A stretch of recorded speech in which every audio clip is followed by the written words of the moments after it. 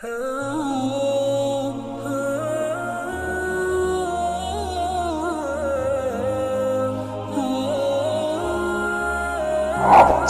our YouTube channel and watch our videos. الحمد لله نحمده ونستعينه ونستغفره ونؤمن به ونتوكل عليه ونعوذ بالله من شرور أنفسنا ومن سيئات أعمالنا من يهده الله فلا مضل له ومن يضلله فلا هادي له ونشهد أن لا إله إلا الله وحده لا شريك له ونشهد أن سيدنا وسندنا وحبيبنا ومولانا محمدا عبده ورسوله أما بعد فأعوذ بالله من الشيطان الرجيم بسم الله الرحمن الرحيم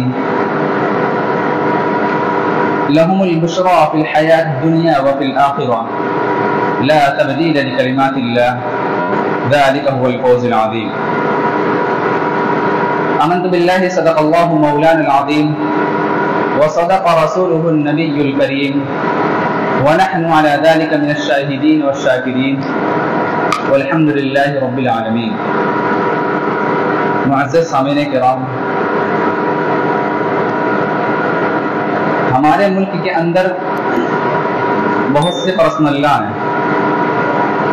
مسلمانوں کا پرسنل اللہ الگ ہے جو 1937 میں شریعت اپلیکیشن ایکٹ کے ذریعے بنا، اور ہندوؤں کا پرسنل اللہ الگ ہے جو 1955 یا 1956 میں بنا. پارسیوں کا پرسنل اللہ الگ ہے، عیسائیوں کا پرسنل اللہ الگ ہے. مختلف قوم کے پرسنل اللہ ہیں، اور اس ملک میں ہمیشہ سے پرسنل اللہ کو تسلیم کیا گیا ہے. چونکہ ہمارا یہ ملک دنیا کی سب سے بڑی جمہوریت ہے، اور اس کا امتیاز یہ ہے کہ اس ملک میں بہت سے قومیں آباد ہیں، بہت سے مذہب آباد ہیں. جتنے مذہب اس ملک میں ہیں، جتنے کلچر اس ملک میں ہیں، جتنی زبانیں اس ملک میں بولی جاتی ہیں، کسی اور ملک میں نہیں بولی جاتی. امریکہ جیسے بڑے ملک میں بھی اتنی قومیں نہیں ہیں. اسی سے ہمارے ملک کی عزت اور بڑائی ہے. اور اس ملک میں رہنے والے ہر شخص اپنے اپنے طریقے پر زندگی گزارتا ہے. مسلمان اپنے طریقے پر زندگی گزارتا ہے، ہندو اپنے طریقے پر زندگی گزارتا ہے، عیسائی اپنے طریقے پر زندگی گزارتا ہے. لیکن اس وقت ہمارے یہاں یونیفارم سول کوڈ کو لانے کی بات کی جا رہی ہے. بہت سے قانون تو پہلے سے ہی یونیفارم ہیں، یکساں ہیں. مالیات قانون ایک طرح کا ہے، جرم و سزا کا قانون ایک طرح کا ہے، ٹیکس کا قانون ایک طرح کا ہے. لیکن دیوان قانون کا ایک حصہ پرسنل اللہ ہے، جس کا تعلق شادی بیاہ، طلاق، میاں بیوی کے حقوق، ترکہ کی تقسیم وغیرہ سے ہے. ان میں لوگوں کے الگ الگ حقوق ہیں، مذہب کے اعتبار سے بھی، اور کلچر کے اعتبار سے بھی، اور سماج کے اعتبار سے بھی. لیکن اب حکومت یہ چاہتی ہے کہ اس ملک کے اندر یکساں سول کوڈ نافذ کر دیا جائے، جو کہ اس ملک کے دستور کے خلاف ہے. کیونکہ ملک کے دستور کے دفعہ 25 میں اس بات کی گنجائش رکھی گئی ہے کہ اس ملک میں ہر شہری کو اپنے مذہب کے مطابق زندگی گزارنے کی اجازت ہے. اب اگر اس ملک کے اندر اس سہولت کو ختم کر دیا جائے تو نتیجہ یہ ہوگا کہ یہ سارے طبقات بغاوت پر اتاریں گے، اور اس ملک کی سالمیت اور اس کا اتحاد خطرے میں پڑ جائے گا. اسی لیے یونیفارم سول کوڈ یہ ہمیں بالکل ناقابل قبول ہے. لیکن میرے دوستوں، لا کمیشن آف انڈیا کو سپریم کورٹ نے پہلی لائن میں یہ مشورہ دیا کہ اس ملک کے اندر یکساں سول کوڈ نافذ ہونا چاہیے. یعنی اس ملک کے اندر کسی تہذیبی قانون کی ضرورت نہیں، کسی مذہبی قانون کی ضرورت نہیں، کسی سماجی قانون کی ضرورت نہیں، کسی تمدنی قانون کی ضرورت نہیں ہے. یہ مشورہ دیا سپریم کورٹ نے پہلی لائن میں. آگے دوسری لائن میں یہ بات کہی گئی کہ حکومت ہند کی یہ ذمہ داری ہے کہ وہ اپنے ذمہ دار افسروں کے ذریعے اگست 1996 تک سپریم کورٹ کو یہ مطلع کرے اور بتائے کہ اس نے یونیفارم سول کوڈ کے سلسلے میں کیا اقدامات کیے. میں یہ سمجھتا ہوں کہ سپریم کورٹ کو اس بات کا حق نہیں ہے کہ وہ قانون بنائے. سپریم کورٹ کا کام قانون کی تشریح کرنا ہے، سپریم کورٹ کا کام قانون کی تفصیل کرنا ہے. سپریم کورٹ نے جو مشورہ دیا وہ حقیقت کا ایک پہلو ہے. حقیقت کا دوسرا پہلو یہ ہے کہ حکومت سے جواب طلبی کی گئی ہے اور یہ وہ مشورہ ہے جو حکم کا درجہ رکھتا ہے۔ اس لیے یہ سمجھنا کہ سپریم کورٹ نے مشورہ دے کر چھوڑ دیا یہ قانون سے واقفیت کی علامت نہیں ہے۔ جو لوگ اسے مشورہ کہہ رہے ہیں انہوں نے سپریم کورٹ کے فیصلے کو پڑھا ہی نہیں۔ بات بالکل واضح ہے کہ سپریم کورٹ نے غیر محسوس طریقے سے اس حصے پر نشتر لگایا ہے جہاں پر زخم نہیں ہے۔ میں آپ سے ایک بات کہتا ہوں کہ اگر آپ کے سر میں کوئی زخم ہو اور آپ کسی ڈاکٹر کے پاس جائیں اور وہ ڈاکٹر آپ کے بازو میں آپریشن کر دے تو کیا یہ آپریشن کرنا کوئی فائدہ دے گا؟ ایک زخم آپ کے سر میں پہلے سے موجود تھا، دوسرا آپ کے بازو میں ہو جائے گا۔ یہی حرکت سپریم کورٹ نے کی۔ معاملہ دو عورتوں کی داد رسی کا تھا۔ معاملہ یہ تھا کہ دو عورتوں کو ان کا حق نہیں مل رہا تھا، ان کے شوہر ان کا حق نہیں دے رہے تھے، تو ان دو عورتوں نے سپریم کورٹ میں جا کر مقدمہ دائر کیا اور یہ کہا کہ ہم کو ہمارا حق دلوایا جائے۔ تو سپریم کورٹ نے ان دونوں عورتوں کا حق تو دلوایا نہیں، اس سلسلے میں خاموش رہے، لیکن یہ فیصلہ کر دیا کہ اس ملک کے اندر یکساں سول کوڈ نافذ ہونا چاہیے۔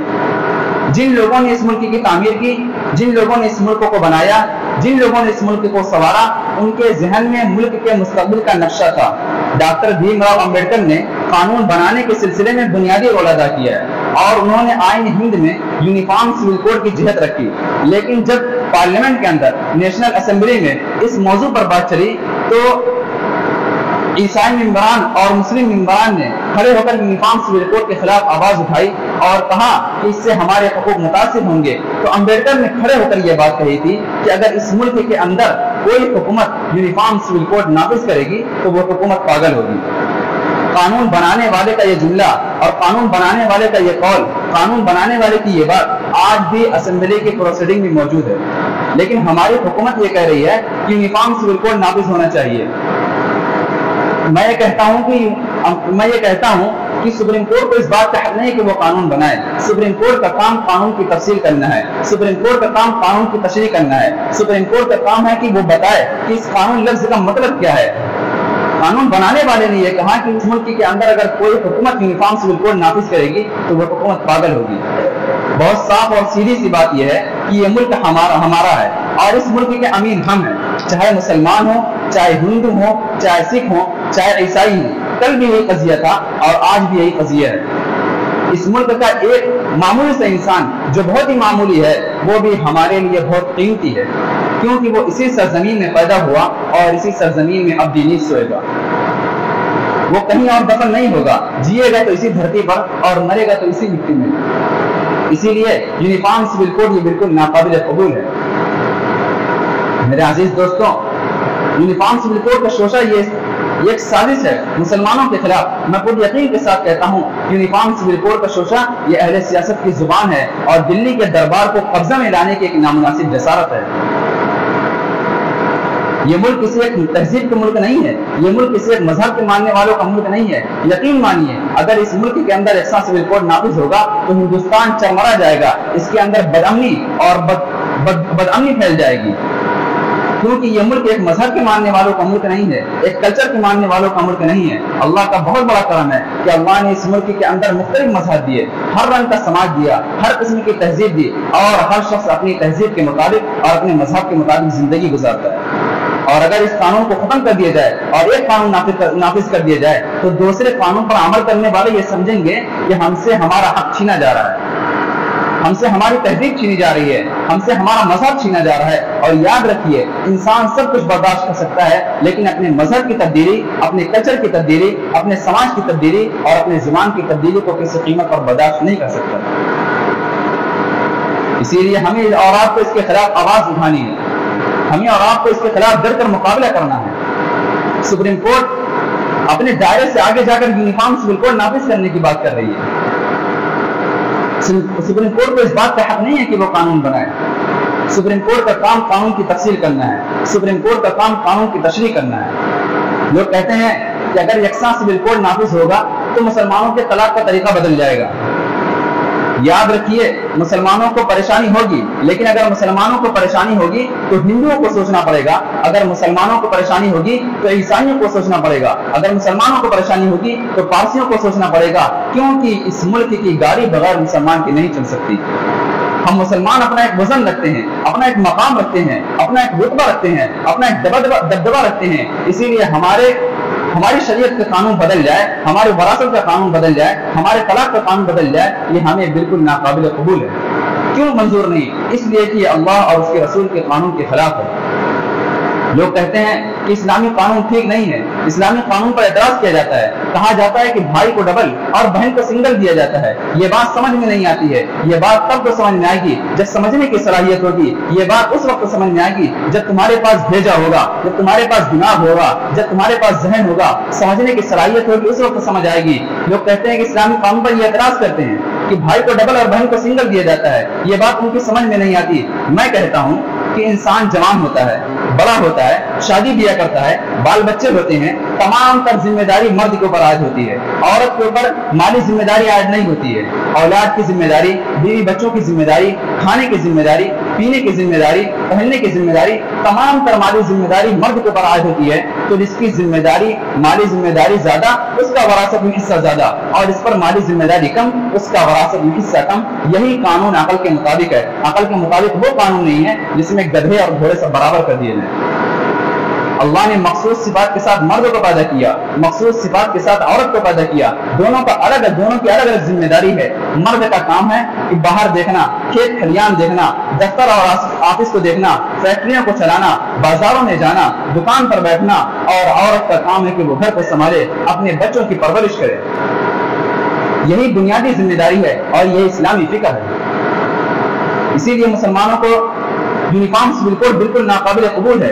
ये हिंदुस्तान को तोड़ने की एक साजिश की गई है। अभी हिंदुस्तान के अंदर बहुत सारे मसाइल हैं, सियासी मसाइल हैं, समाजी मसाइल हैं, इक़्तिसादी मसाइल हैं। उन मसाइल का हल तलाश करना चाहिए। यहाँ इसकी जरूरत नहीं है कि यहाँ पर मजहबी और तहजीबी कानून, मजहबी और तहजीबी मसाइल खड़े किए जाएं। मेरे अजीज दोस्तों, अब सियासी रहनुमा और सुप्रीम कोर्ट के जज ये फैसला करेंगे कि हमें किस तरह से तलाक देनी है, हमें किस तरह से निकाह करना है, हमें किस तरह से वरासत तकसीम करनी है। इसकी कोई जरूरत नहीं है और इस वक्त इसकी गुंजाइश भी नहीं है।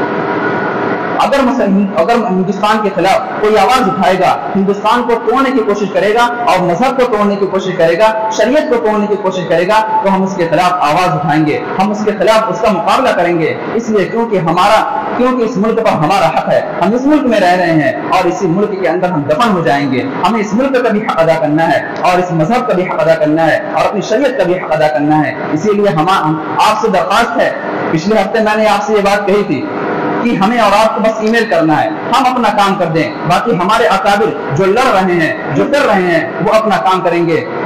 जुमा को पिछले हफ्ते मैंने कहा था कि लास्ट डेट है, 14 तारीख लास्ट डेट थी, लेकिन फिर 28 तारीख तक बढ़ा दी गई है।